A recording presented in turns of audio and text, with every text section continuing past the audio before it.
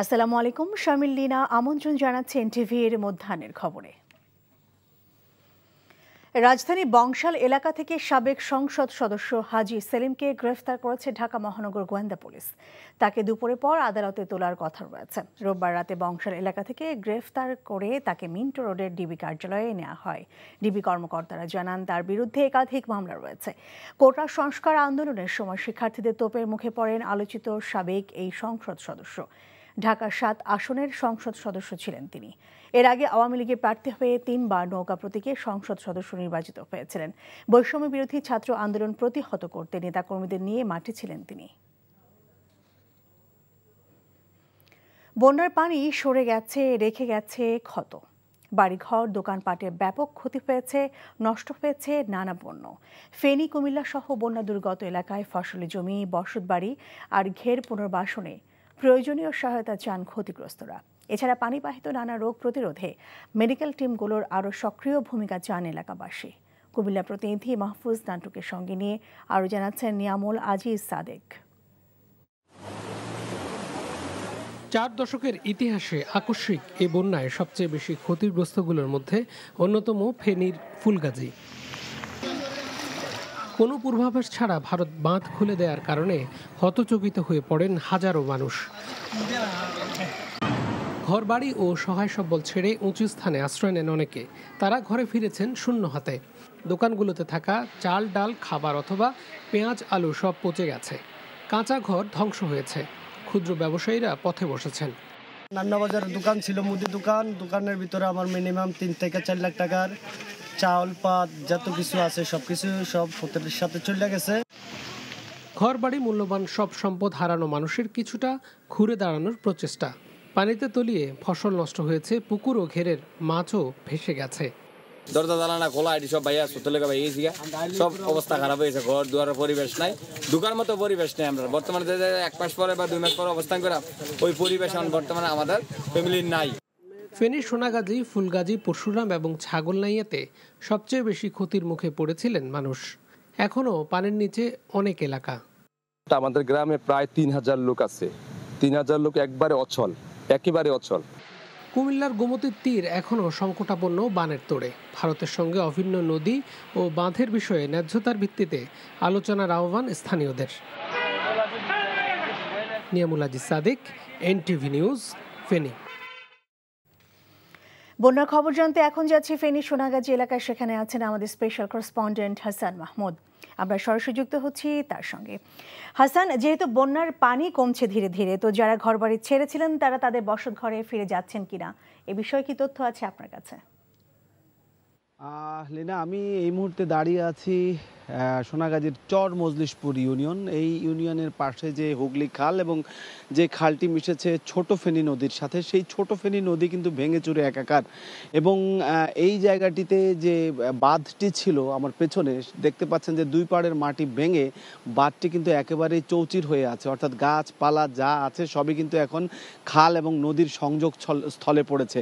এই খাল এবং নদীর সংযোগ স্থলে কিন্তু নোনা পানি ঢুকেছে এবং এই নোনা পানি কিন্তু তাদের যে বসত ভিটা এবং ফসলি জমি সেখানে কিন্তু ঢুকে পড়েছে। এতে তো একটি দীর্ঘমেয়াদী ক্ষতি হবেই, যে নোনা পানির কারণে, লবণাক্ত পানির কারণে চাষাবাদ যেমন বিঘ্নিত হবে, তেমনি বর্তমানে পানি নেমে যাওয়ার সাথে প্রতিনিয়ত পাড় ভাঙছে। অর্থাৎ এই নদীর দুপাশের যে বসত ভিটা সেটি কিন্তু ভেঙে গেছে। 2টো পাকা বাড়ি এখানে কিন্তু তলিয়ে গেছে এবং পাড়গুলো ভেঙে পড়ছে। পাড়ের পাশে যে বাড়িগুলো আছে সেই বাড়িগুলো কিন্তু ধীরে ধীরে নদীতে তলিয়ে যাচ্ছে। এখানে জোয়ার ভাটার বিষয় রয়েছে। জোয়ার যখন হয় তখন আমি যে জায়গাটিতে দাঁড়িয়ে আছি তা আমার কোমর পর্যন্ত কিন্তু প্রতিদিনই এখানে জোয়ারের পানি উঠছে এবং ভাটার সময় সেগুলো নেমে যাচ্ছে। যদিও নেমে যাচ্ছে, কিন্তু জোয়ারের সময় যখন পানিটা ওঠে তখন কিন্তু প্রতিনিয়ত পাড়টা আছড়ে ভেঙে পড়ছে হচ্ছে নদীতে। এবং এখানে কোম্পানিগঞ্জ দাগনভূঞা হয়ে যে মুসাপুর ক্লোজার, সেই মুসাপুর ক্লোজারটি কিন্তু ভেঙে গেছে। যেই মুসাপুর ক্লোজারটি পুনর্নির্মাণ বা নির্মাণ বা কোনোভাবে সেটি সেগুলিকে মেরামত করা না গেলে এই অঞ্চলের যে বাড়িঘরগুলো আছে, বিশেষ করে পাকা দালান এবং ইটের বা মাটির যে বাড়িগুলো আছে সেগুলো কিন্তু নদীতে তলিয়ে যাচ্ছে। এবং এখানে আমি দেখেছি যে এই এলাকাটি অনেক ভেতরে, আমরাও আসতে খুব বেগ পেতে হয়েছে। সেই জায়গাটিতে মানুষ কিন্তু অপেক্ষা করছে। এখানে তারা বলছেন ত্রাণ তো আসেনি, কোনো গণমাধ্যমও এই পর্যন্ত অর্থাৎ এই সময় পর্যন্ত কেউই আসেনি। এবং আমরা খবর পেয়ে এখানে আসলাম এবং দেখলাম যে আসলেই ব্যাপারটি খুবই ভয়াবহ অবস্থা। এবং এই আমি যে পাড়ে রয়েছে সেই পাড়ের সাথে পেছনে যে পাড় রয়েছে সেখানে কিন্তু স্কুল কলেজ, এটি দিয়ে তো যেতে পারছেই না স্কুল কলেজ মাদ্রাসায়। পাশাপাশি সংকটটা মূলত হচ্ছে তাদের বাড়িঘর ভেঙে কিন্তু নদীতে তলিয়ে যাচ্ছে, অর্থাৎ তারা রাতে ঘুমাতেও পারছে না। যখন জোয়ারের পানি আসছে তখন কিন্তু তারা সারা রাত বা রাতের মধ্যাংশ বা একটা অংশ কিন্তু জেগে থাকতে হচ্ছে। জোয়ারের পানি না নামা পর্যন্ত তাদের বাড়িটি ভেঙে পড়ছে কিনা সেটি তারা নিশ্চিত হতে পারছেন না। কারণ তারা যারা আছেন এখনও বাড়ি, যাদের এখনও অক্ষত আছে, তারা দেখেছেন অন্য বাড়িগুলো ভেঙে পড়ে যেতে এবং সেই বাড়ির মানুষেরা কিন্তু আশ্রয়কেন্দ্রে উঠেছে এবং বিভিন্ন আশ্রয়কেন্দ্রে আশ্রয় নিয়েছে। তারা বলছেন যে পানি নেমে গেছে ঠিক আছে, কিন্তু পানি নেমে যাওয়ার পরে তারা নিজেদের মতো করে চলছে। কারণ এত প্রত্যন্ত অঞ্চলে ট্রাক বা কিছু নিয়ে এই পর্যন্ত এসে তাদের কাছে ত্রাণ পৌঁছানো আসলে অনেকটা দুষ্কর। কারণ আমরাও এসেছি মোটরসাইকেলে, অনেক দূর হেঁটে, কয়েক মাইল হেঁটে আমরা কিন্তু এখানে ঢুকেছি এবং মোটরসাইকেলে। তো সব মিলিয়ে এই জায়গাটির মানুষ একেবারে অবহেলিত এবং তারা প্রতিনিয়ত কিন্তু নদীর পাড়ে বসে থাকেন। অর্থাৎ অনেককে আমরা দেখেছি যে এখানেও আমরা যখন কথা বলছি আশপাশে কিন্তু প্রচুর মানুষ রয়েছে। তাদের অর্থ এটা দাঁড়াচ্ছে যে তারা একটা শঙ্কায় রয়েছে নদীর পাড় কখন আবার ভেঙে পড়ে, কারণ পাড়ের পাশ দিয়েই বাড়িগুলো রয়েছে। এই নদীর পাড়টি প্রায় 500 মিটার দক্ষিণে ছিল, সেটি কিন্তু এখন একেবারে বাড়ির পাশে চলে এসেছে এবং 4-5টি বাড়ি তলিয়ে গেছে। এবং আমরা আমাদেরকে নেওয়ার চেষ্টা করছি, যেহেতু দুর্গম অঞ্চল, যে বাড়িগুলো তলিয়ে গেছে এবং ভেঙে পড়ে গেছে সেই বাড়িগুলোতে আমরা কিছুক্ষণ পরে যাব এবং সেই বাড়িগুলোর মানুষ কিন্তু চলে গেছে। সব মিলিয়ে এই মুসাফপুর সোনাগাজীর এই অঞ্চলে কিন্তু মানুষ অনেকটাই অসহায় হয়ে পড়েছে এবং তারা ফেনী সোনাগাজী এলাকা থেকে জানছিলাম সেখানকার বন্যা পরিস্থিতির খবর। দর্শক, এবারে বন্যার আরো খবর জানতে আমরা সরাসরি যাচ্ছি কুমিল্লার স্থানীয় প্রতিনিধি মাহফুজ নান্টুর কাছে। মাহফুজ, বন্যায় ক্ষতিগ্রস্তরা চাহিদা অনুযায়ী ত্রাণ পাচ্ছেন কিনা এই বিষয়ে কি তথ্য আছে?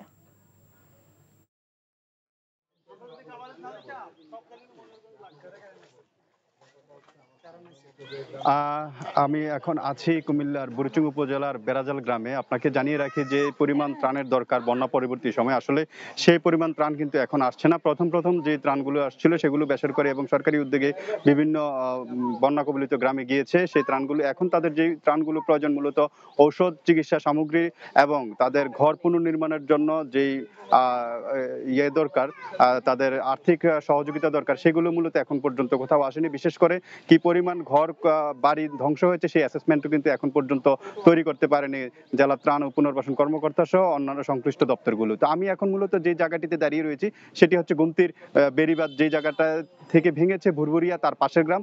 এই গ্রামে এসে দেখলাম যে এখন বন্যার পানি সরে যাওয়ার পরে কিন্তু ভেসে উঠেছে সেই ক্ষতচিহ্নগুলো। আমি নিশ্চয়ই আপনি আমার পেছনের রাস্তাটা খেয়াল করলে দেখবেন যে পুরো রাস্তাটাই ভেঙে চৌচির হয়ে গেছে এবং এরকমই পুরো যেই 4-5টা উপজেলা প্লাবিত হয়েছে বন্যার পানিতে, পুরো 5-6টা উপজেলার রাস্তাগুলোর চিহ্নই কিন্তু প্রতিনিধিত্বই কিন্তু করছে এই রাস্তাটাও। এখানে আমরা এসে খবর নিলাম যে এই এলাকার 10টি গ্রামের মানুষ এই রাস্তাটা দিয়ে চলাচল করে এবং বন্যার পানির তোরে এই রাস্তাটা একেবারে ধ্বংস হয়ে গিয়েছে বলা যায়। এবং এটা পুনর্নির্মাণ না করলে কিন্তু মানুষজন এই যে পাশের জমিতে যেই পানি জমে রয়েছে সেই জমি দিয়ে কিন্তু তারা এখন যাতায়াত করছে। আর বিশেষ করে ত্রাণের যে কথাটা বললেন, এখন এই বানভাসী মানুষের জন্য দরকার ঔষধ এবং তাদের ঘরগুলো পুনর্নির্মাণের জন্য পর্যাপ্ত পরিমাণ আর্থিক কিংবা অন্যান্য যে সহযোগিতাগুলো। লিনা, এই ছিল বন্যার সর্বশেষ পরিস্থিতি। কুমিল্লা থেকে জানছিলাম সেখানকার বন্যার তোদের খবর। বন্যা দুর্গত 9 জেলায় বানভাসীদের সহযোগিতায় এগিয়ে এসেছে এনটিভি। এবার ত্রাণ দেওয়া হয়েছে লক্ষ্মীপুরে। দুর্যোগের এই সময় ত্রাণ পেয়ে খুশি বন্যা দুর্গতরা। লক্ষ্মীপুর প্রতিনিধি আবুল কালাম আজাদের পাঠানো রিপোর্টে দেখুন বিস্তারিত। স্মরণকালের ভয়াবহ বন্যায় ফেনীর সাথে বিধ্বস্ত হয়েছে লক্ষ্মীপুর জেলা। গ্রামীণ জনপদের পাশাপাশি ধান, রবিশস্য, মাছের ঘের নষ্ট হয়েছে। বন্যা দুর্গতদের সহায়তায় এগিয়ে এসেছে এনটিভি। লক্ষ্মীপুরের কমলনগর উপজেলার চরকাদিয়া ইউনিয়নের চরবসু এলাকায় বন্যা কবলিত 170 পরিবারের মাঝে ত্রাণ সহায়তা দিয়েছে এনটিভি। ভয়াবহ দুর্যোগের এই সময় এনটিভি ত্রাণ পেয়ে খুশি দুর্গত এলাকার মানুষ। মানুষ অনেক কষ্টের মধ্যে আছে, ঠিক সে সময় আমাদের মাঝে এনটিভির পরিবারের পক্ষ থেকে আজকে খাদ্য সামগ্রী উপহার দিয়েছে। ডাল, চাল, আলু, তেল, অলিভ এগুলো খাইছি। এনটিভি আলাদা করে ধন্যবাদ। এনটিভির পক্ষ থেকে আজকে মানুষের জন্য খাবার নিয়ে আসছে এনটিভিকে ধন্যবাদ। শুধু সংবাদ আর বিনোদন নয়, দেশের প্রতিটি দুর্যোগে পাশে ছিল এনটিভি। তাই এনটিভির মতো অন্য প্রতিষ্ঠান বন্যা কবলিত মানুষের পাশে দাঁড়ালে এ ক্ষত হয়তো দ্রুত কাটিয়ে ওঠা সম্ভব বলে মনে করছেন সুশীল সমাজের প্রতিনিধিরা। NTV news desk. ভয়াবহ বন্যায় বরাবরের মতো মানবতার পাশে দাঁড়িয়ে প্রশংসায় ভাসছে আস-সুন্নাহ ফাউন্ডেশন। সংগঠনটি তহবিলে আসা অনুদান ইতিমধ্যেই 130 কোটি টাকায় পৌঁছেছে। 3 স্তরে ত্রাণ কার্যক্রমের অংশ হিসেবে বন্যা পরবর্তী পুনর্বাসনের জন্য নেওয়া হয়েছে নতুন নতুন পরিকল্পনা। আর প্রত্যাশার চাইতে অনুদান অনেক বেশি আসায় আগামীকাল রাত 12টার পর তাদের তহবিলে আর টাকা না পাঠানোর অনুরোধ জানিয়েছে আস-সুন্নাহ ফাউন্ডেশন। আরও জানাচ্ছেন জাহিদুর রহমান।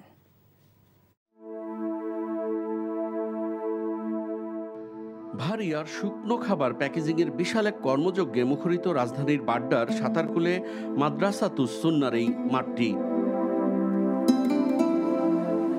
স্তরে স্তরে স্তূপ করে রাখা হয়েছে চাল, ডাল, লবণ, খেজুর সহ বিভিন্ন রকমের খাবার। 17 কেজির প্যাকেট করে তুলে দেয়া হচ্ছে কাভার্ড ভ্যানে।